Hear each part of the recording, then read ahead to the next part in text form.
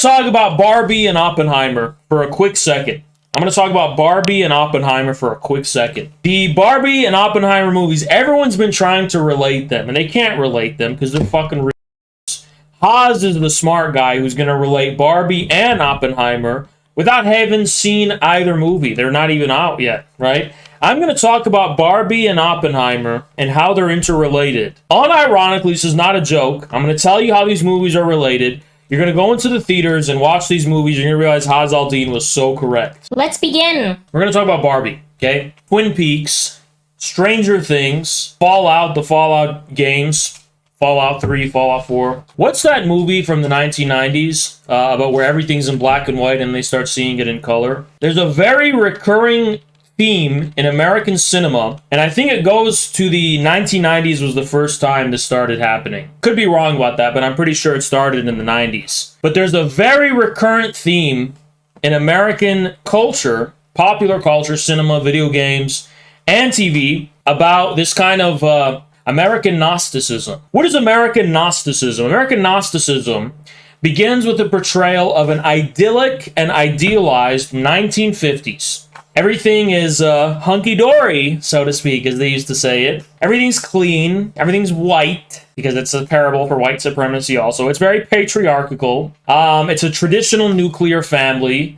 Mom is, making food, and dad is grilling, and they have a lawn, white picket fence, and a nice green lawn. Everything seems like it's great. The idyllic and idealized 1950s. So that's the 1950s. Honey, I'm home. Yeah. And then since the 1990s, they've portrayed this kind of idealization of the 1950s that it becomes uncanny. Everyone is too one-dimensional. It's kind of like Herbert Marcuse's, that piece of shit, Herbert Marcuse, his one-dimensional man. Everything's one-dimensional, right? Nobody has any real depth of personality or individuality or character. Everyone's always smiling.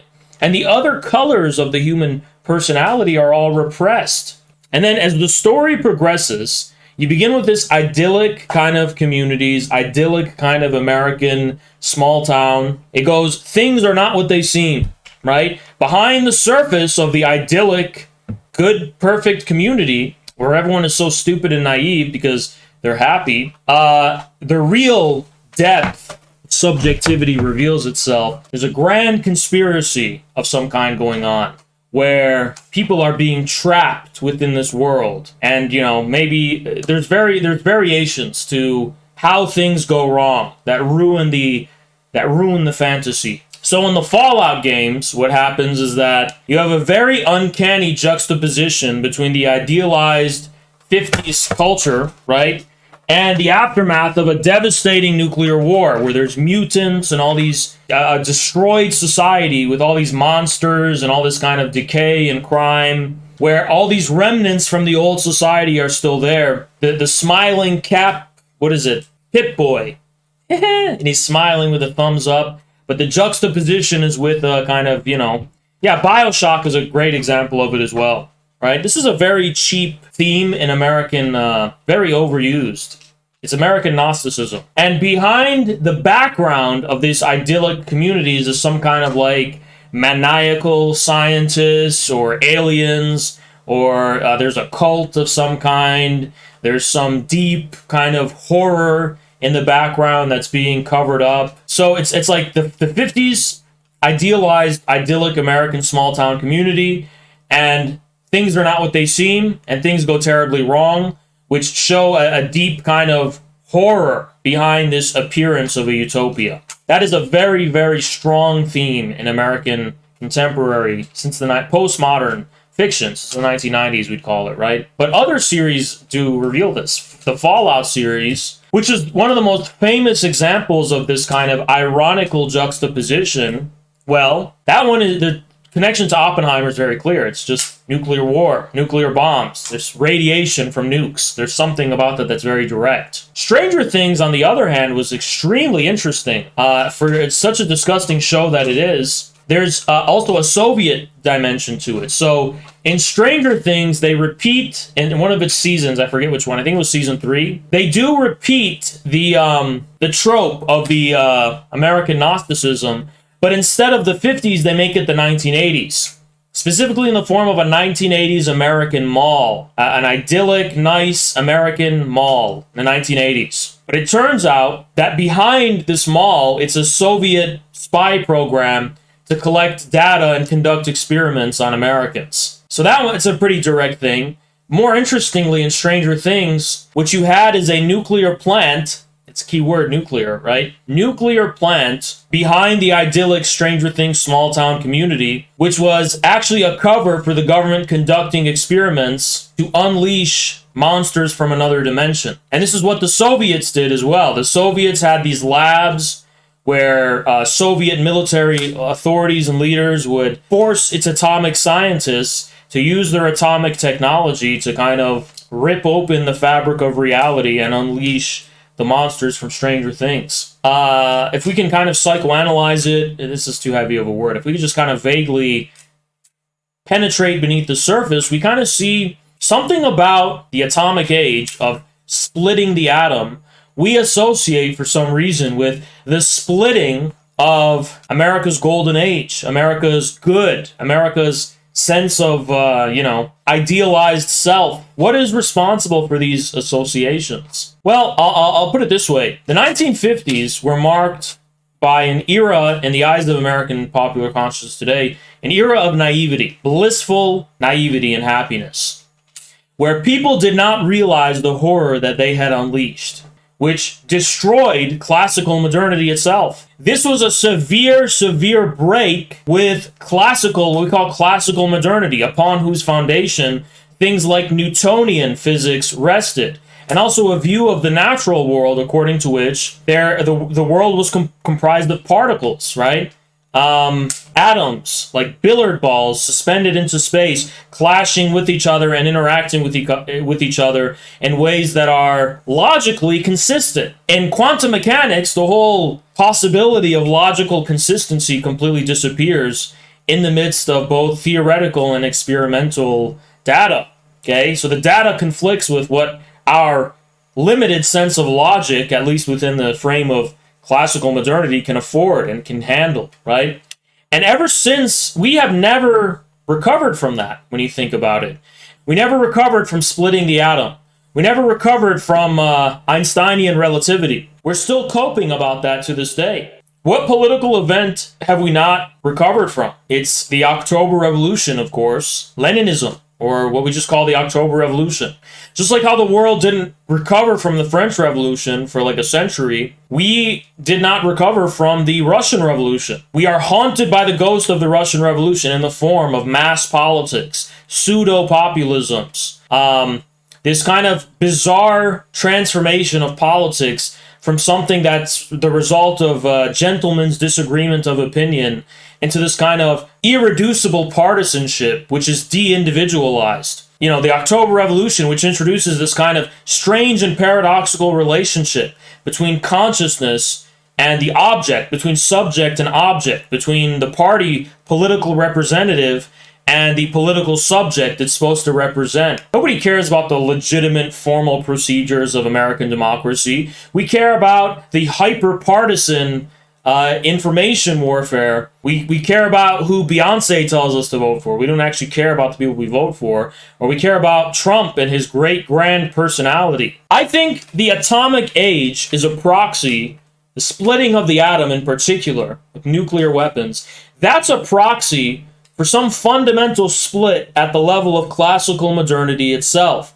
And therefore, at the level of American society as we know it, modern America as we know it, right? Some extreme paradoxical antagonism, some kind of historical rupture happens at this point where nothing is ever the same again. It's almost like modernity itself, but it's not quite modernity. American postmodern literature, everyone was on drugs, everyone was sexual pervert behind the scenes, people were getting raped and people are getting murdered, and it's, you know, it's actually a nightmare beneath the surface. And that was actually defining for postmodern genre of literature itself, right? That's a defining theme. Now, another thing is that this is often very much applied to the Soviet experience as much as it's applied to the 1950s. It's applied to 20th century communism most of all. And the Soviet kind of ideals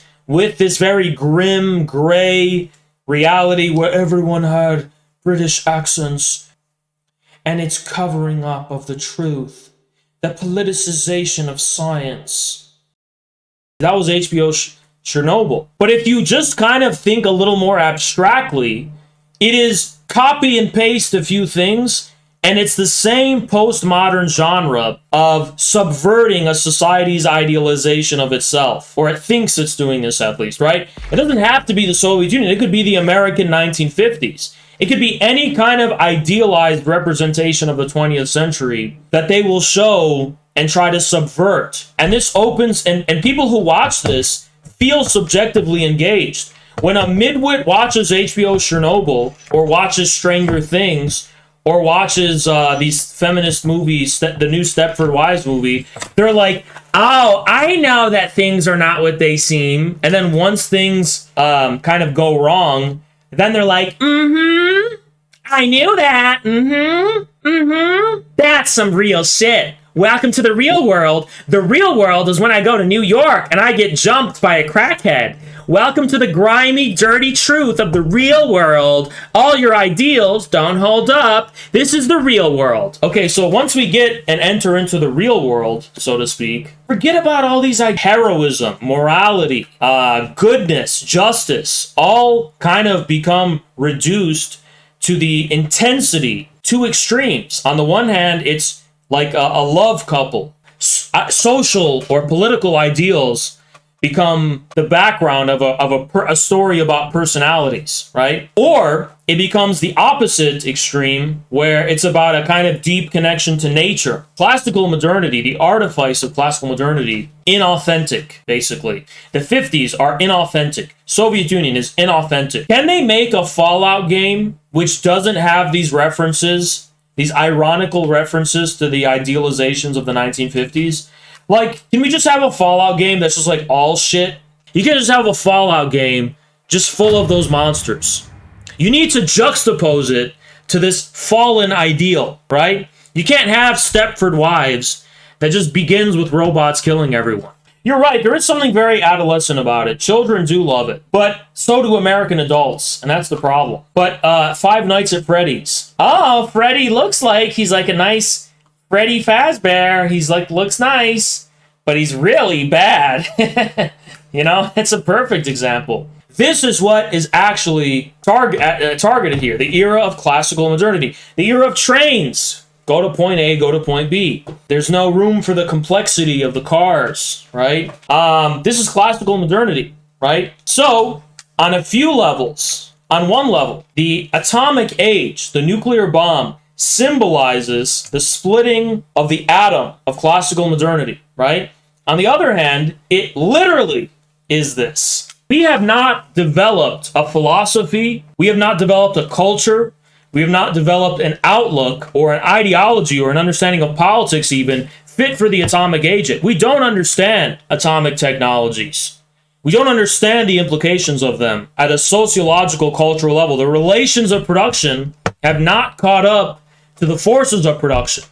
Atomic technologies is something that represents a revolution in the productive forces, which all of human society is catching up toward. We haven't caught up with the implication of the nuclear technology. We will do this eventually through Marxism-Leninism, because guess what ideology is fit for the age of the atomic age? Marxism-Leninism. What does this have to do with Barbie? Oh, it has everything to do with Barbie. The Barbie movie is about Barbie who's living in her, idealized Barbie world, her universe, and Barbie is not satisfied by this world. Things are not what they seem. So Barbie wants to escape and go to the real world, and the corporate wants to keep her in. So it's that same kind of Gnosticism that I've referred to before. So Barbie and Oppenheimer are coming out on the same day because they're about the same thing. A split. The split of classical modernity in relation to which American existential turmoil has formed in relation to. Barbie in particular. Barbie is a film that's going to be a kind of yet another commentary on America's golden 1950s. and how things really aren't what they seem in the 1950s. Barbie takes place, it's thematized to be in the 50s or the 60s. When you watch it, right? Look at their sets, look at the costumes, look at what they're wearing. It's all from the 50s and 60s or whatever, right? So, Barbie and Oppenheimer are about the same thing. Now, here's why I'm not going to watch Oppenheimer. But I may watch Barbie. Okay, spoiler, I'm being forced to watch Barbie. Girlfriend's literally holding me at gunpoint, forcing me to fucking watch it. Do I want to watch it? I don't. But I'm being forced. I don't have a fucking choice. But anyway, I will be watching Barbie. And while I'm watching Barbie, I'm going to literally be in the movie theater. I'm a Barbie girl in a Barbie world. Life and play. I'm going to be doing that whole thing. You know, that whole dance routine, everything. The reason I will not watch Oppenheimer, though, is because it's British propaganda. I'm going full LaRouche right now. We should not be trusting the British. Christopher Nolan is a premier aesthetician of the British Empire. He's the aesthetics of the British Empire. What Christopher Nolan is going to do in Oppenheimer is he's going to try and fit this nuclear event into the mold of the British aesthetic of classical British metaphysics, which are reductionistic, which are backwards looking back into the past. Isn't the movie literally in black and white? He's going to basically try and wrap up the splitting of the atom. I categorically reject the possibility of Oppenheimer. It's a falsehood. If you want to see the effects of the atomic age, don't watch Oppenheimer. Watch fucking Transformers. Watch any cheap example of mass culture that's meant to appeal to stupid audiences. Don't fucking watch this gay movie where they put it in black. Oh my god. The nuclear. The form of subjectivity that Christopher Nolan is trying to imply with his Oppenheimer movie is itself a form of subjectivity rendered impossible by the very event the movie is attempting to document and record. So everyone who's watching Oppenheimer with their nose in the air, thinking it's really deep, and oh, the bomb. You are false! You are falsehood! You're a fucking pseudo-intellectual. You're not an intellectual, and I'm gonna personally beat the shit out of you, you fucking idiot. You cannot give expression to the splitting of the atom without fiction. If there's no element of fiction, it's fake. The splitting of the atom is an ontological event that is about the splitting of the modern Cartesian subject itself. Without an element of fiction, it's completely impossible. Teenage Mutant Ninja Turtles does it better than Oppenheimer. Teenage Mutant Ninja Turtles records and gives artistic significance to the creation of nuclear weapons better than Oppenheimer or any other gay black and white film Christopher Nolan could ever make. So, on an artistic level, I categorically reject the possibility of Oppenheimer. I completely reject it, and I will not be seeing it for that reason. I will not be seeing it for that reason. I'm sick of the British and their gay propaganda, people finding it so profound. No, it's not black and white, but it's filmed in this stupid old style of film that Christopher Nolan, what is that old style of film? Christopher Nolan's coping. You cannot give expression to that event in the way he's trying to. He's giving expression to it, yet the thing he's giving expression to made that impossible already. That form of posturing. It's just Christopher Nolan is a bluffer. He's just a pretentious bluffer. He just bluffs. His whole aesthetic is bluffing. He never pays for it. It's just bluffing.